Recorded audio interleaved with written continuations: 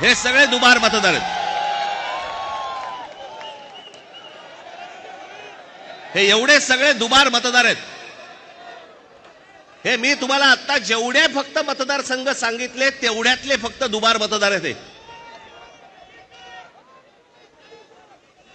म्हणजे तुम्हाला कल्पना येईल महाराष्ट्रामध्ये काय प्रकारचा गोंधळ येतो.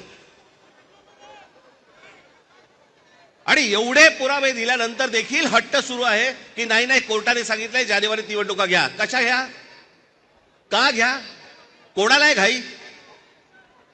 5 वर्ष निवडणुका घेतल्या नाहीयेत. 5 वर्ष, अजून 1 वर्ष गेलं तर काय फरक पडणार आहे. काय फरक पडतो. 5 वर्ष काही फरक नाही पडला, अजून 1 वर्ष गेलं. मी वारंवार सांगतोय, दुबार तिबार नावं जे असतील त्याच्याकरता भाजपचे ऑब्जेक्शन आहे.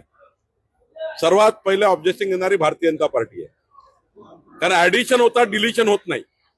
आणि त्यामुळे एकदा पूर्ण मतदार यादीचं येणाऱ्या पुढच्या काळामध्ये संपूर्ण घरोघरी जाऊन त्या ठिकाणी याद्या बनवल्या पाहिजे.